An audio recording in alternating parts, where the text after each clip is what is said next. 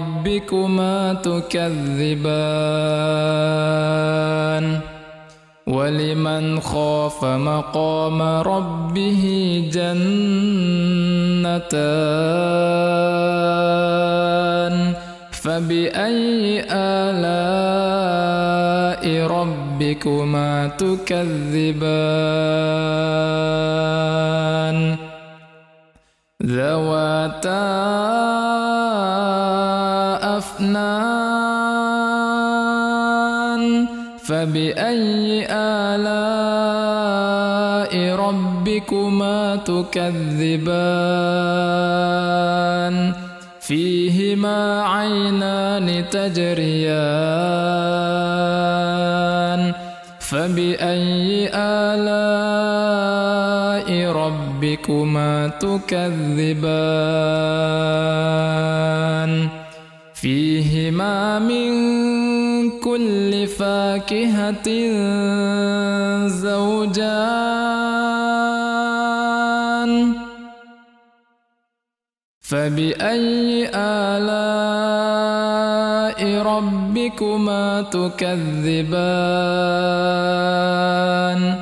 متكئين على فرش بطائنها من استبرق وجنى الجنتين دان فبأي آلاء ربكما تكذبان فيهن قاصرات الطرف لم يطمثهن إنس قبلهم ولا جان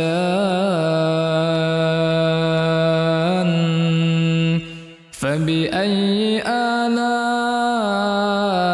ربكما تكذبان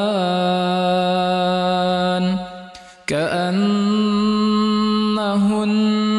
الياقوت والمرجان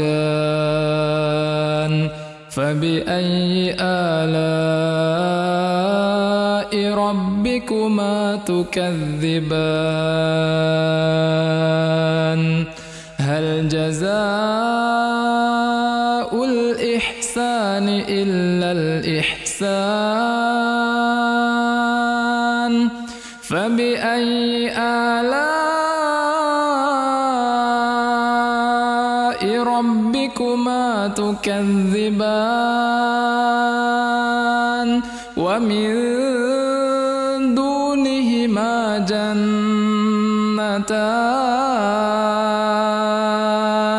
فبأي آلاء ربكما تكذبان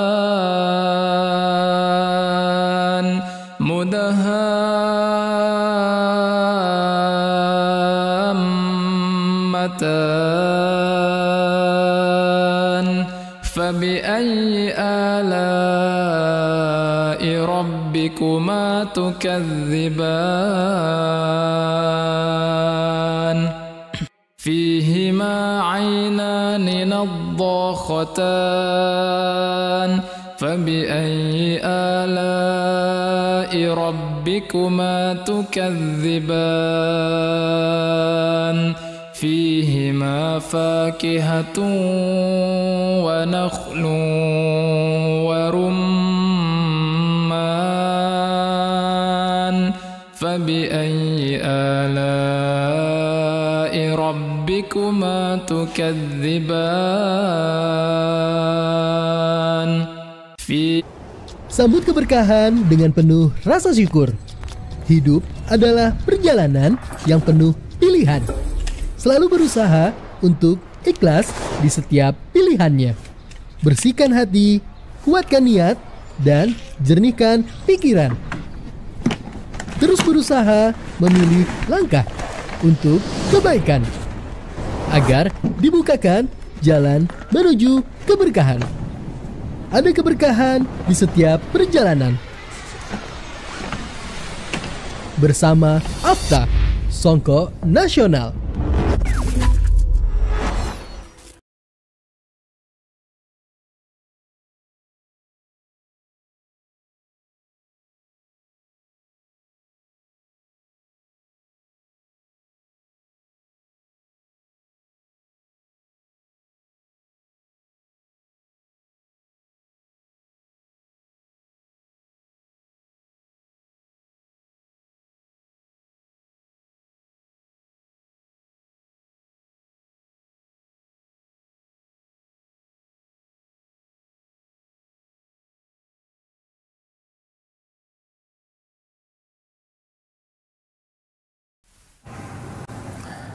Bismillahirrahmanirrahim.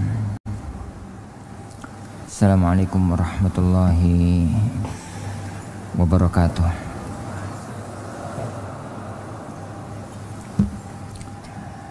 Alhamdulillahirabbil alamin. Wassalatu wassalamu ala asyrafil anbiya'i wa sayyidil mursalin Nabiyyina Muhammadin wa ala alihi wa ajma'in. Wala hawla wala quwwata illa billahi rabbil alamin. Asyhadu an la ilaha illallah wahdahu la syarikalah, ilahul awwalin wal akhirin. Wa asyhadu anna Muhammadan abduhu wa rasuluhul mab'utsu rahmatan lil alamin.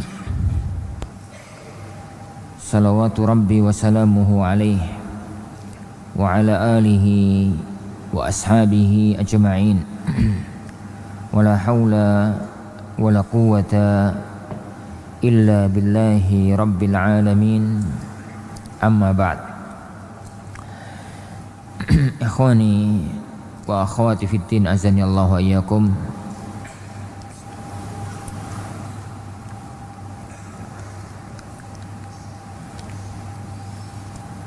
Alhamdulillah, kita lanjutkan mempelajari al-mu'lim bi adabil alim wal muta'allim. Pada bagian yang kedua dalam adab seorang talibul ilm fi nafsihi, beliau mengatakan ats-tsani siyanatul ilmi. Yang kedua, menjaga ilmu, menjaga kehormatan, kemuliaan, kedudukan ilmu. An yasunal ilma kama sanahu ulama'us salaf. Hendaknya seorang alim, seorang syekh, seorang ustadz, seorang talibul ilm itu menjaga ilmu sebagaimana ilmu ini dijaga oleh para ulama salaf. Wa yaquma lahu bima ja'alahu Allah ta'ala lahu minal izzati wasyaraf. Dan dia menegakkan dirinya seperti yang Allah jadikan untuk dia berupa kemuliaan, berupa izzah dan kemuliaan. Fala yudhilluhu bidhahabihi, maka jangan sampai seorang alim itu menghinakan ilmu, merendahkan ilmu. Bidhahabihi, dengan dia membawa pergi ilmu tersebut, wa masyihi, membawa jalan ilmu tersebut, ila ghairi ahlihi, kepada orang-orang yang dia itu tidak berhak untuk disampaikan ilmu kepadanya. Min abna'id dunya, dari orang-orang yang hanya mengejar dunia. Min ghairi daruratin, tanpa ada kondisi darurat. Au hajatin, atau tidak ada satu keperluan. Au ila man yata'allamuhu minhum wa in 'azuma sya'nuhu wa kabura qadruhu. Atau kepada orang yang mempelajari ilmu itu dari mereka, meskipun dia itu orang yang besar, meskipun dia itu orang yang kedudukannya mulia, kedudukannya besar. Qala Az-Zuhri, berkata Imam Ibnu Syihab Az-Zuhri rahimahullah, hawanun bil ilmi ila al-alimu ila baitil muta'allim.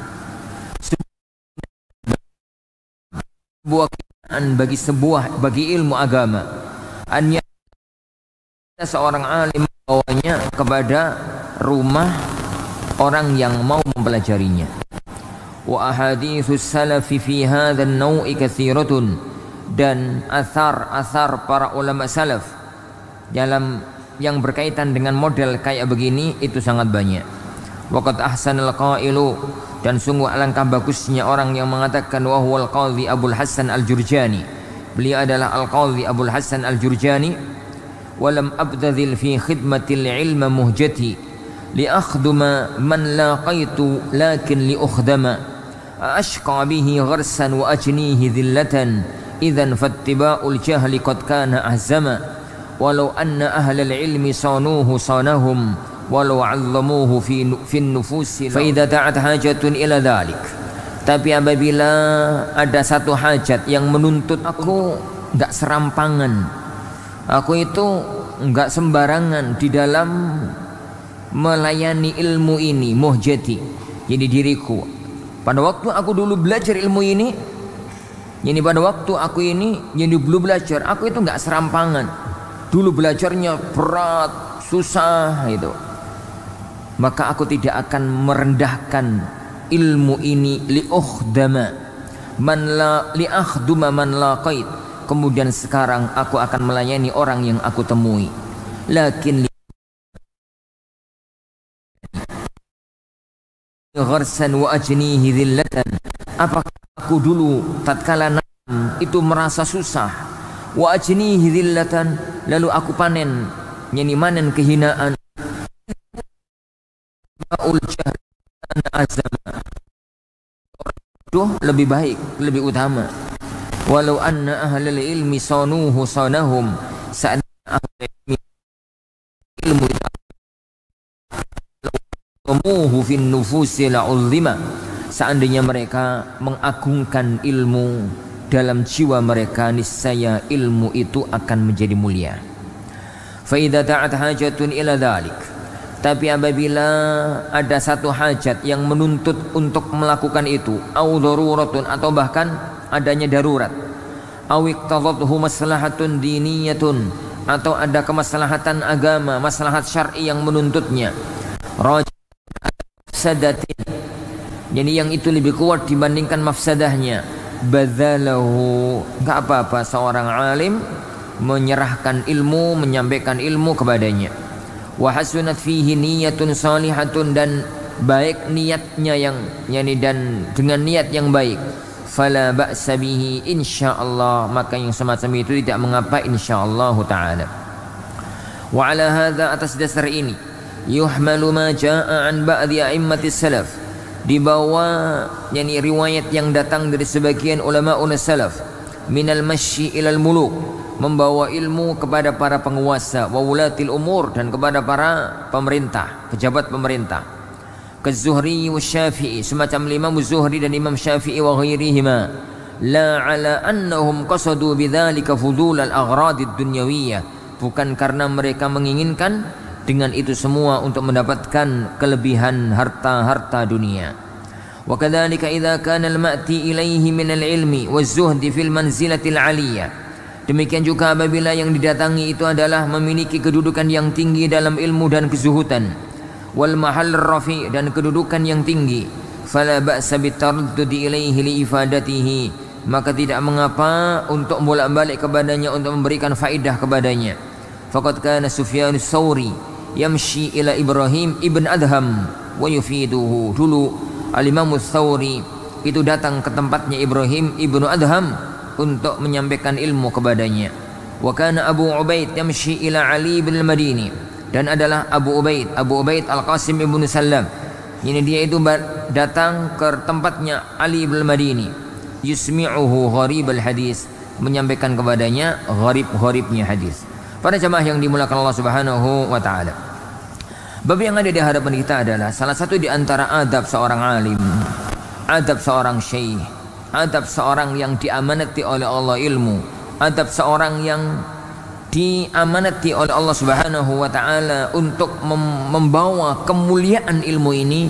Hendaknya ilmu ini dijaga kedudukannya, dijaga kemuliaannya, dijaga kehormatannya. Jangan sampai direndahkan, jangan sampai dihinakan di hadapan para pemilik dunia.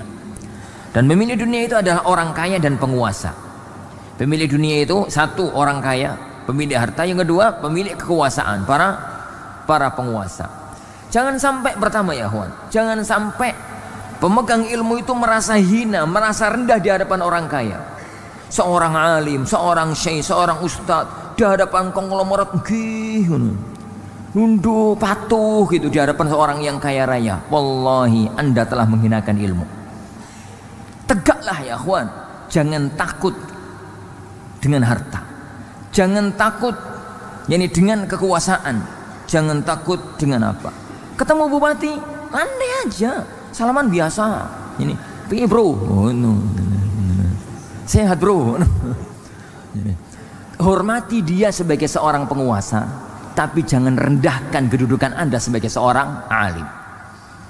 Ketemu presiden, nyantai aja.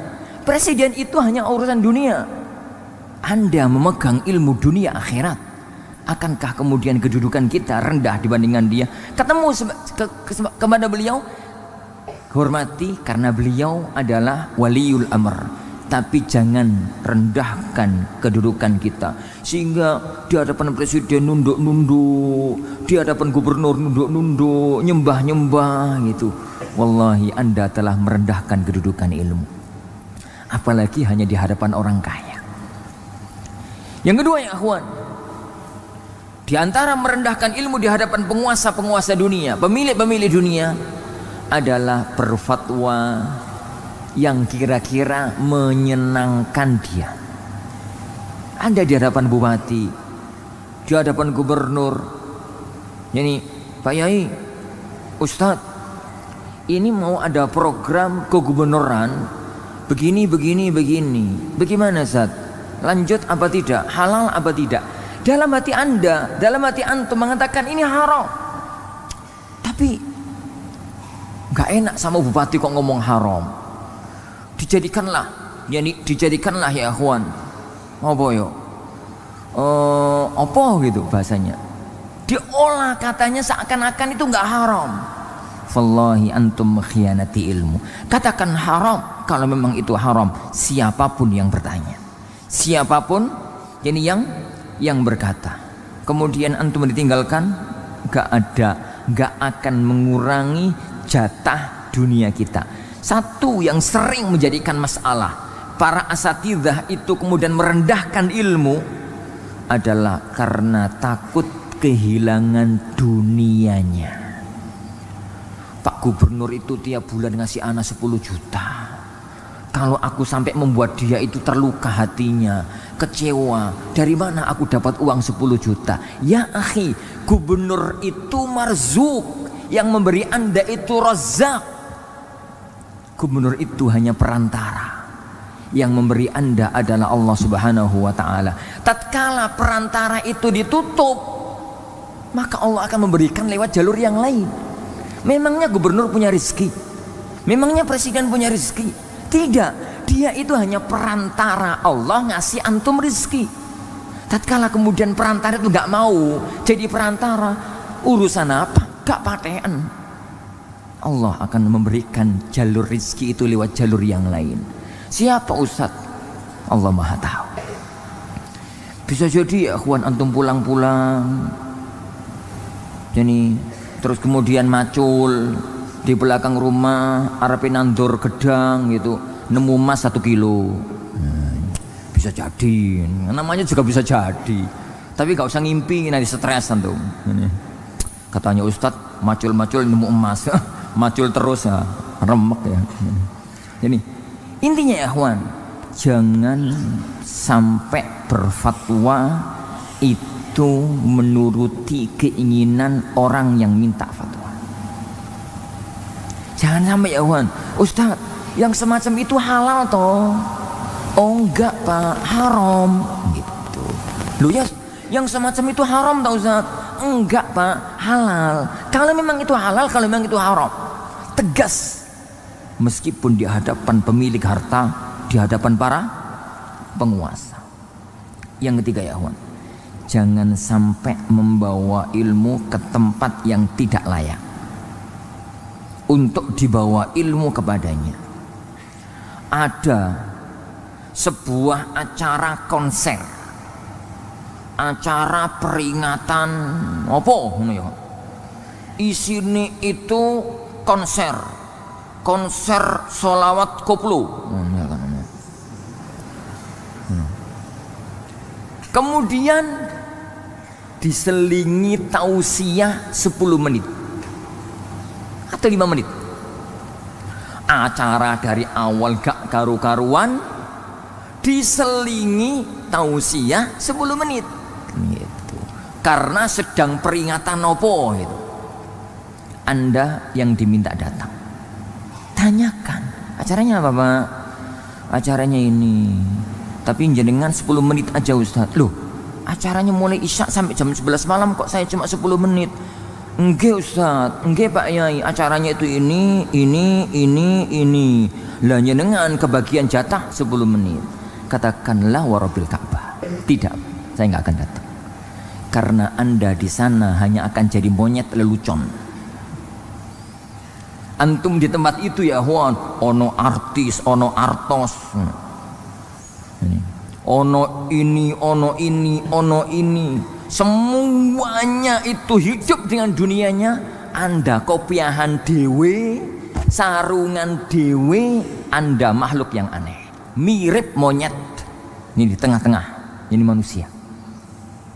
Anda hanya artis yang menjadi pelengkap bumbu kehidupan, yang memang mereka itu nggak butuh antum, tapi kan seremonial. Jenenge ono acara koyo ngono mesti ada pengajiannya, murni seremonial. Kalau memang hanya semacam itu, jangan hinakan ilmu, jangan bawa ilmu kepada orang-orang semacam itu. Dan jangan bawa ilmu kepada orang-orang yang menyombongkan diri dengan dunianya. Ustadz, tolong ke rumah Ustadz, ajari ana apa gitu. Pak, saya tiap hari Selasa malam Rebo Pak, ada jadwal pengajian di pinggir rumahnya jenengan. Datang aja ke masjid. Saya nggak mau Ustadz, masa saya orang kaya begini kemudian kumpul sama orang-orang yang kayak begitu. Saya maunya jenengan datang sendirian ngajari saya. Kalau semacam itu, la, al ilmu yu'ta wa la ya'ti. Sebagaimana Malik rahimahullah ta'ala, ilmu didatangi dan tidak mendatangi. Dulu Harun ar-Rasyid mempunyai 2 anak, Ma'mun sama Amin. Al-Amin sama Al-Ma'mun. Amin itu kakaknya, Ma'mun itu adiknya. Harun ngirim surat kepada Malik ibn Anas di Madinah, dan Harun tinggalnya di Baghdad. Yani isi suratnya ini yang menyurati presiden, Khalifah, Amirul Mukminin. Yani ya Abu Abdullah, datanglah ke Baghdad, ajarkan Muwatta kepada 2 putraku, Amin sama Ma'mun. Malik bukan datang ngirim surat balasan. Isinya, kalau mau belajar anakmu kirim ke Madinah. Kalau mau belajar, Amin sama Ma'mun, kedua putra mahkota itu kirim ke Madinah. Al ilmu yu'ta wa la ya'ti. Ilmu itu didatangi, tidak mendatangi. Tatkala ya akhwan, dulu para ulama itu begitu. Orang-orang kaya itu keder sama ahlul ilm. Orang-orang penguasa itu tunduk kepada para ulama. Kenapa? Mereka ngerti ilmu sangat terhormat. Tapi tatkala zaman berubah, penguasa dunia adalah Tuhan yang disembah. Nggih. Apa wae nggih ya, Wan? Apa wae tunduk, apa yang dimaui nunut. Maka ilmu menjadi sangat rendah. Ilmu menjadi tidak ada harganya di hadapan para pemilik dunia, di hadapan para pemilik dunia. Itu yang dimaksudkan oleh beliau di sini dengan siyanatul ilm, menjaga ilmu. Tapi kalau datang ke tempat-tempat itu ada maslahat syar'i, ada maslahat syar'i, maka datanglah. Jadi tidak selamanya ya ikhwan, antum itu ngomong al ilmu yu'ta wa la ya'ti. Misalkan antum itu di telepon, Ustaz, kami dari takmir masjid kampung ini, kampung itu.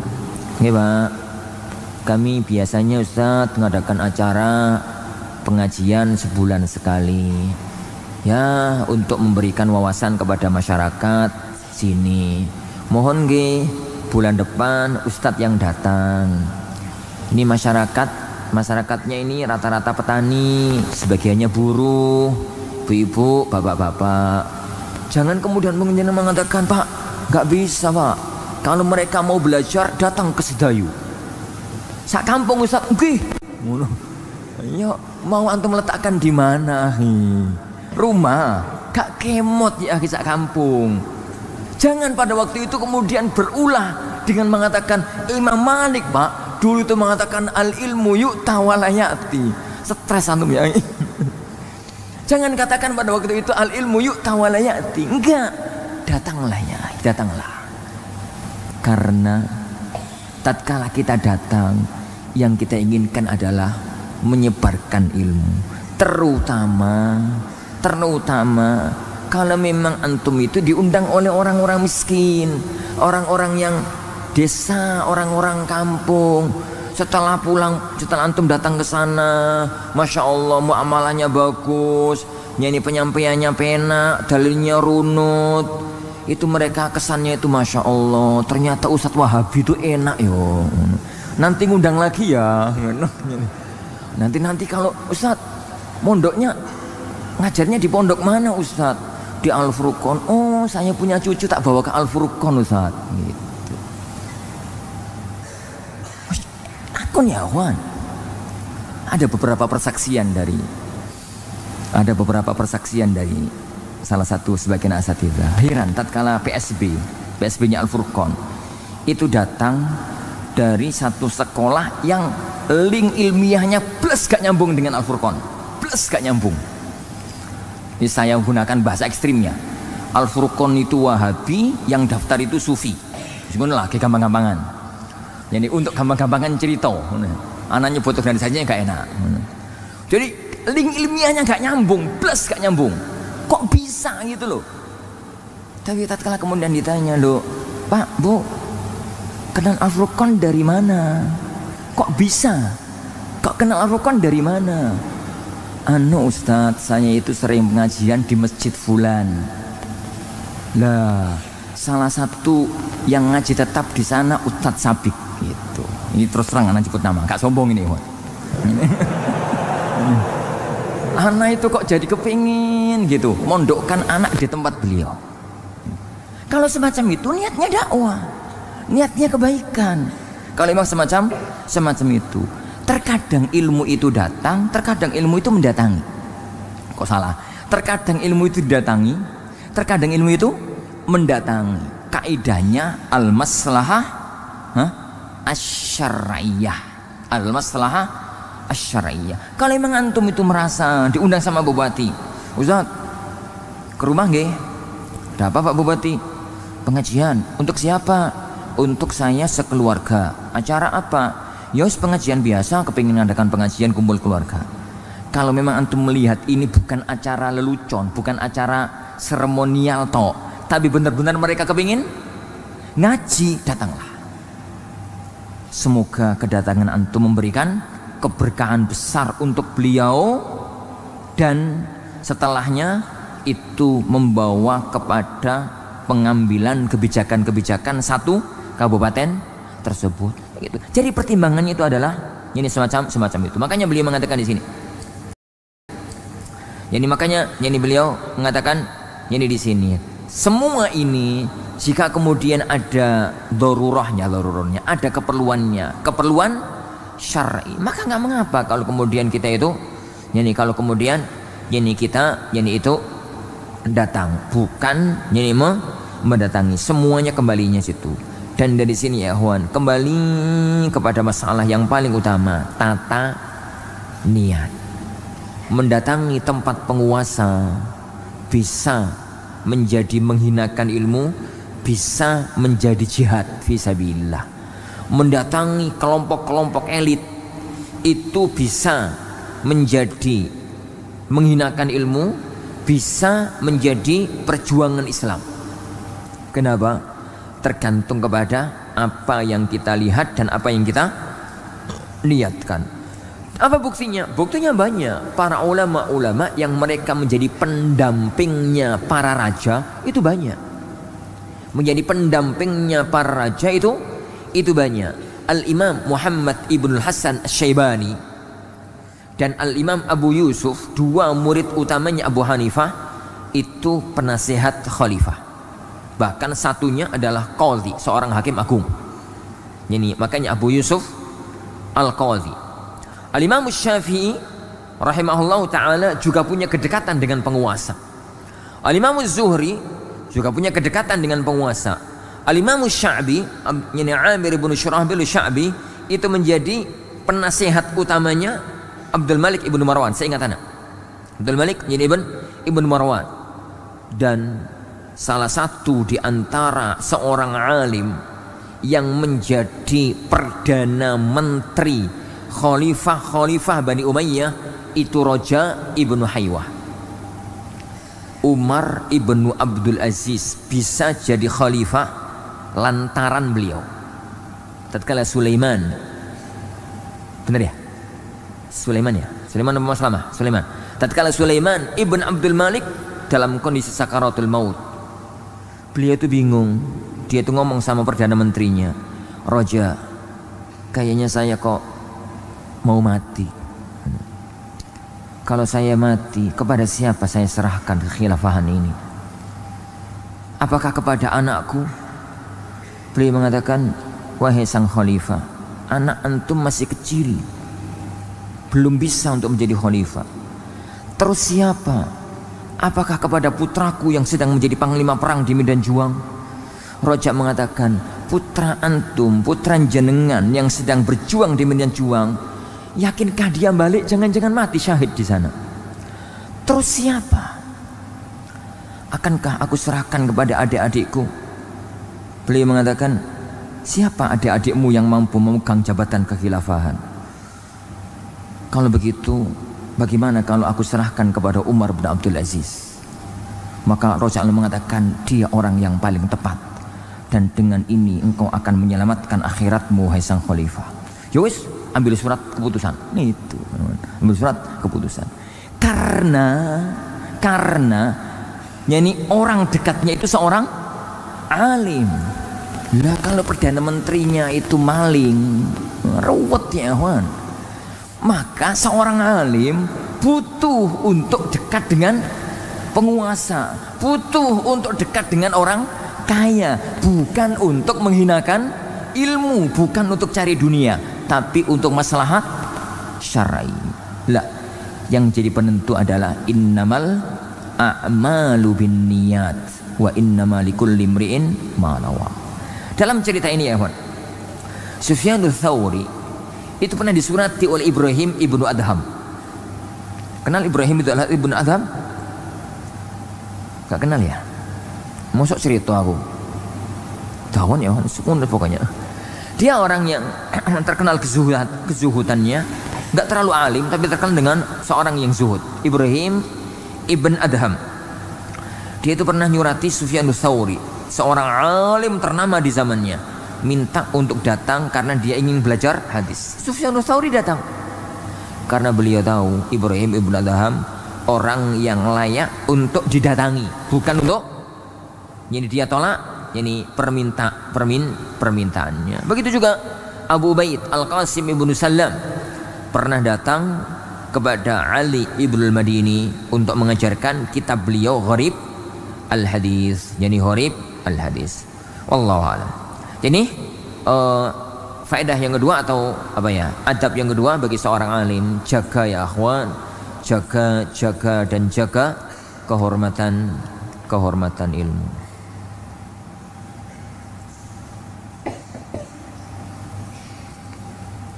Bagaimana cara yang tepat untuk santri yang lulus ali untuk memperdalam ilmu bahasa Arabnya, balaghah? Mau jadi balaghah ya antum? Yang ia tidak lagi melanjutkan kuliah. Ya akhil aziz barakallahu fikum. Antum kalau sudah lulus mahat ali, kemudian ingin mendalami salah satu di antara ilmu-ilmu yang antum kepingin dalami, jalan sudah terbuka. Antum sudah berhak untuk otodidak. Antum sudah berhak untuk otodidak, karena belajar yang harus pakai guru itu ilmu dasar. Belajar yang harus pakai guru itu ilmu dasar. Setelah menguasai ilmu dasarnya, lanjutannya monggo terserah kalau memang harus belajar sendiri. Tapi zaman sekarang sangat mudah. Belajar ilmiah sekarang sangat mudah. Karena hampir semua kajian-kajian masyayikh dalam semua disiplin ilmu sudah ada rekamannya. Tinggal melakukan yang ana lakukan atau yang saya sampaikan pada beberapa pertemuan yang kemarin. Bagaimana seorang itu harus melanjutkan belajar dalam disiplin ilmu yang dia kepingin kuasai, tapi dia tidak ditakdirkan oleh Allah untuk bisa lanjut ke tempat untuk kuliah ke tempat yang lebih tinggi.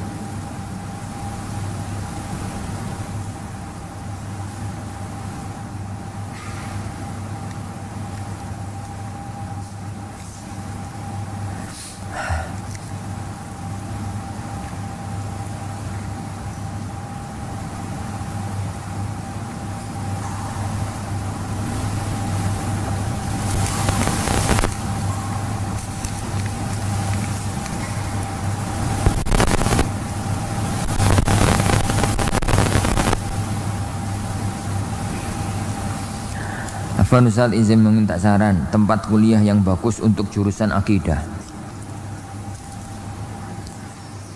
dan juga saran kampus yang cocok untuk orang yang kecerdasannya sedang. Kecerdasannya biasa-biasa saja. Pertama ya khilis barakallahu fikum.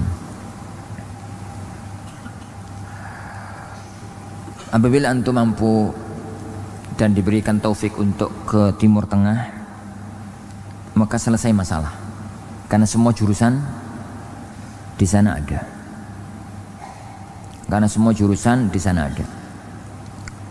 Tapi sekolah di Timur Tengah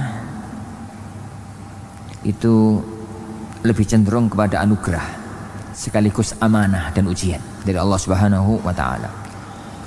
Ada orang itu yang masya Allah talib ilmu mutamayyiz, alim, masih jadi talib itu sudah alim, tapi qadar Allah nggak tembus Timur Tengah.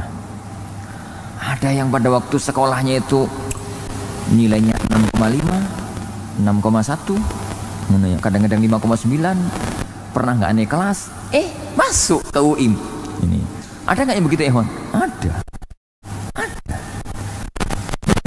Yang ada di UIM di Al-Furqan itu ada yang tatkala ketemu dengan anak itu guyu. Ini pada waktu ketemu di Madinah sana ketawa gitu, guyu. Kenapa akhi? Malu saat orang kayak anak kok keterima di UIM. Ya alhamdulillah, perjuangkan ya akhi. Anugerah dari Allah. Sekaligus amanah dan ujian dari Allah Subhanahu wa taala. Tapi sekali lagi anak katakan, Timur Tengah bukan segalanya dan bukan satu-satunya.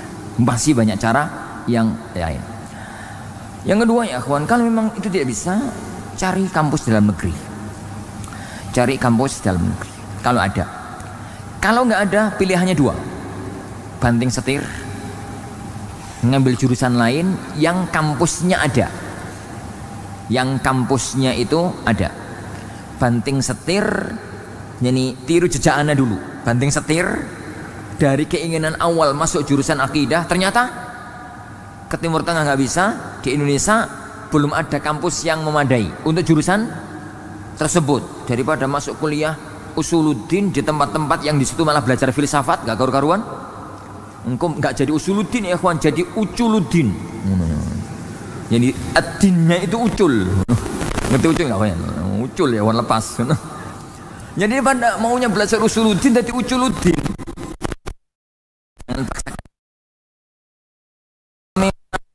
Banting setir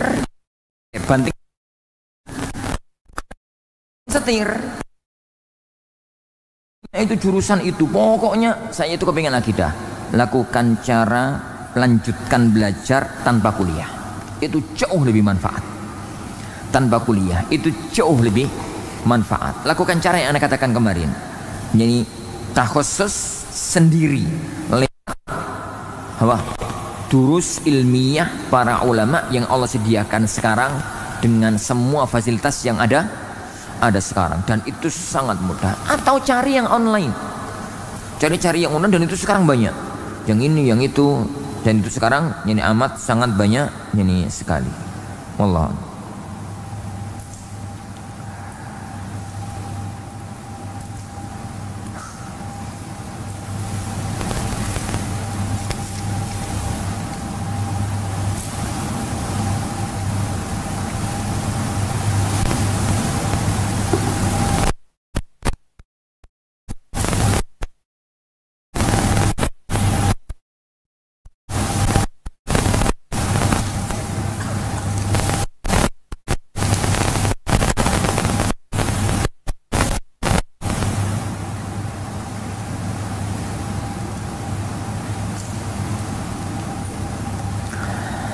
Afwan Ustaz, apakah termasuk menghormati ilmu kalau kita bilang nggak tahu saat ditanya sama orang apakah orang tua Nabi masuk surga atau neraka, dan kita itu ditanya pas lagi papasan sama sang penanya, apa-apa yang harus kami lakukan, mohon penjelasannya. Pertama ya akhi, masalah orang tua Nabi sekarang tempatnya di mana itu bukan masalah usulus, itu bukan masalah usulus syariah. Anda pertegas, itu bukan masalah usulus syariah, bukan masalah prinsip-prinsip pokok ahlu sunnah. Sehingga kalau salah di itu langsung dikeluarkan dari barisan ahlu sunnah. Itu pertama, ini harus dipahami. Karena masalah akidah itu ada yang usul, ada yang furu. Sebagaimana masalah ibadah itu ada yang pokok, ada yang cabang. Itu masalah yang pertama. Masalah yang kedua, sebuah fatwa, kalau pertanyaan lalu kita yang akan jawab, itu kan statusnya fatwa. Sebuah fatwa itu perlu dilihat dari banyak sisi. Salah satunya adalah efek dari apa? Jawaban tersebut. Efek dari jawaban tersebut. Kira-kira kalau dijawab itu efeknya apa? Efeknya itu apa? Kisah yang kondang. Tatkala para ulama kita ditanya dengan pertanyaan yang sama, jawabannya beda, dan itu sunnahnya Rasulullah Shallallahu Alaihi Wasallam. Antum melihat misalkan di awal Sahih Bukhari, kitabul iman, dan di sebagian kitabul ilm, itu beliau kalau ditanya, ya Rasulullah, ayyul a'mali afdal, amal apa yang paling utama? Jawabannya Rasulullah itu gak pernah sama, beda-beda per orang, itu beda-beda. Karena yang beliau lihat, ini kalau dijawab ini efeknya apa? Pertanyaan itu kalau di tempat yang terbuka perlu dilihat efek umum kepada umat. Karena kalau taklim semacam ini bukan untuk antum ya kawan. Taklim ini itu loh, ono benda tengah-tengah itu loh. Itu loh, syuting itu loh, kamera. Terus masuk TV, masuk YouTube. Setelah itu dia akan menjelajah dunia tanpa bisa kita kendalikan.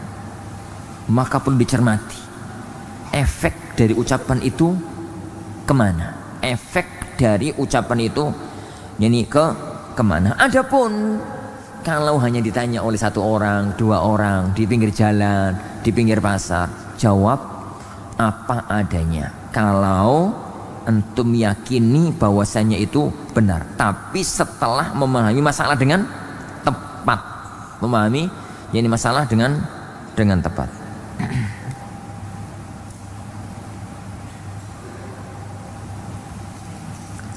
Apa pendapat Ustaz kalau ada orang mondok niatnya jaga pergaulan? Bagus, niatnya jaga pergaulan agar gitu. Tapi setelah mondok jangan jaga pergaulan tok ya, sekaligus belajar.